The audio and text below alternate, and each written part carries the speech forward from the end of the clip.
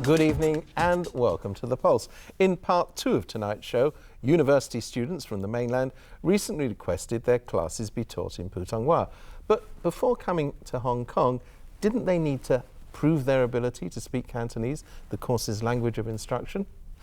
But we begin with a topic that strikes fear into the hearts of many of us: cancer. October was International Breast Cancer Awareness Month, and many specialists are warning that Hong Kong women still remain relatively unaware of the risks and need for early diagnosis. 初唔係好想話俾人聽啊，我有乳癌啊咁樣。咁朋友你好少話即係會即刻講啦，係最好最資深嘅可能會講啦。咁跟住我都唔知揾邊個幫啦。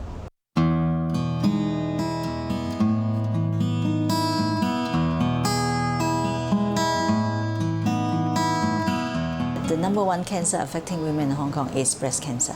In fact, in the last 20 years, it has risen from less than 1,000 cases per year to now 3,000 cases a year. So it's a threefold increase in the last 20 years. In the old days, we get very actually limited treatment options. And nowadays, we've actually got various kinds of options, different combinations, be it targeted therapy, chemotherapy, we have injections, we have oral tablets, and we have various kinds of options available. So with that, this has become a chronic illness. So people are actually living with the disease. 做完手術，我要去做化療嘅時候咧，咁嗰段時間我唔知道究竟做化療對我嘅影響有幾大，我唔知道打咗支針之後會點。我好怕打完針之後咧，會成個人變晒啊，好瘦啊，好冇力啊，會甩頭髮啊咁。呢啲我就好怕嘅。咁一日未打針，一日你都唔知道係發生咩事嘅時候咧，其實嗰4至6個禮拜真係好煎熬嘅。3, 2. Last month, the Hong Kong Breast Cancer Foundation organized a breast cancer awareness walk. It is the 9th year of the activity, which is increasing local knowledge about the disease. Apart from individual participants, many corporations took part in the awareness campaign. See what you see in on sort of our retail side, which is selling merchandise to create a certain amount of revenue for donations to breast cancer. We also do other things internally. We conduct breast cancer seminars and awareness talks for our staff in the staff canteens. In fact, we have some corporates who will promote screening to their employees, and for those who are low income, they may subsidize a little bit as well. But despite such incidents as Angelina Jolie's high-profile acknowledgement of her preventive mastectomy, many local women remain unaware of the risks, the possible causes, and even the need for regular self-checks. The Breast Cancer Foundation's 5th Breast Cancer Fact Report contains data on the lifestyle and medical history of close to 10,000 local breast cancer patients. It's the most comprehensive record in Asia of patients' risk exposure, their cancer patterns, and treatment patterns. Over 75% of the patients do not have enough exercise. Inadequate exercise means less than 3 hours per week. So on the average, we promote people to have at least half an hour exercise every day. 2/3 of the patients do not have a history of breastfeeding. So we know that breastfeeding is protective against breast cancer for women. So without breastfeeding, this is considered as a risk factor. 1/3 of our patients consider themselves living under stress in more than 50% of the time of the week. And 1/3 of them is considered obesity by definition of their body mass index. 嗱，我其實本身咧就都中意做運動嘅人啦，咁我亦都食嘢方面我都中意係少肉多菜嘅。咁其實 suppose 好似好健康咁啊，咁但係自己都會即係發現原來我都有乳癌咁。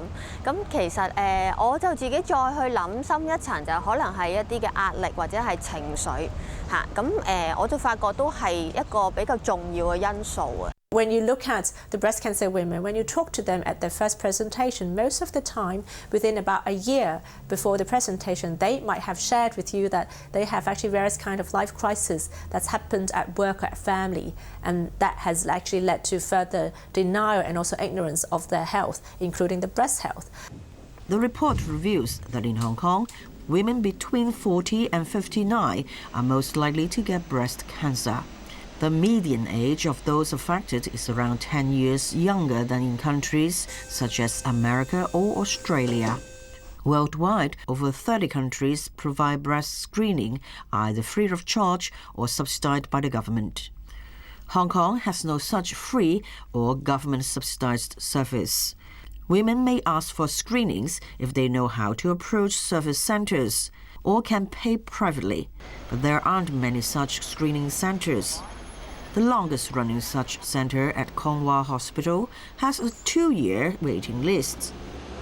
That's worrying because early detection through regular screening reduces the likelihood that patients will require radical breast removal or chemotherapy. The earlier tumor is noticed, the less breast tissue may need to be removed, and the faster the recovery. Perhaps the most worrying figure is that within the high-risk group aged 40 to 59, only 22%, around 1 in 5, had undertaken regular mammogram screening. Doctors advise them to have such screenings once every 2 years. And there may be more alarming news on the cancer front with the announcement by the World Health Organization that air pollution itself, rather than just individual components of it, is carcinogenic. And if you wonder why that's so worrying, just try taking a deep breath on certain days. 我諗都係啲空氣問題啦。我就不嬲都冇哮喘嘅，唔知點解突然間咧會發覺有呢個病咯。一聞到啲煙味咧，我就好唔掂噶啦。我就咧隨時要袋住呢個哮喘嘅，即係吸兩下，咁樣先會去舒緩到個病症咯，咁樣咯。而家人多車多啊，同埋冷氣機多咗咧，啲空氣係污染咗好多好多。It's well known that air pollution, like that which so often bedevils Hong Kong, worsens respiratory diseases. But the World Health Organization's International Agency for Research on Cancer now says that it's also a leading environmental cause of lung cancer deaths. And there's strong evidence that it can cause bladder cancer. The IARC had previously found that specific components in air pollution, such as diesel fumes, were carcinogenic. But this is the first time it's classified air pollution as a whole as cancer-causing. Nobody can avoid the risk, even if it's a small one, nobody can avoid it. So in the end, the total number of people that may be affected is large. So, and also the point is, since it is what we call an involuntary exposure, you don't want to be exposed, but you're bound to be. Air quality has always been a headache for the Environment Bureau. The government says pollution from road traffic is the worst offender, but there's also pollution from the Pearl River Delta. The number of days on which the air pollution index exceeds 100, which indicates a high health risk, are increasing. The government set air quality objectives in 1987. They were revised in 2007 to limit the concentration levels of 7 major air pollutants. But those revised guidelines will only be implemented next year. The government's also laid out a new plan to improve air quality, tightening the pollutant emissions from vehicles, ships and power plants. Other bureaux are also involved, and substantial capital is being invested in the plan. However, compromise with different stakeholders isn't easy. when we really get rid of all the pre-Euro 4 vehicles, it will be in 2020. And it's not good enough because every day we're still breathing. We are going to have to replace over 80,000 vehicles. This is the biggest program of its kind in the world. It will take a number of years for all these vehicles to be replaced. And we have to roll out a program where the owners of the vehicles also feels that it is within a period of time where they can make the transition. So I think we've come to an agreement essentially with the owners and with the trade. Emissions from container ships are also considered a major source of air pollution. The new Kai Tak cruise terminal will increase such emissions, but it won't be until next year that the government will begin discussing mandating the switch to cleaner fuel when ocean cruisers berth in Hong Kong.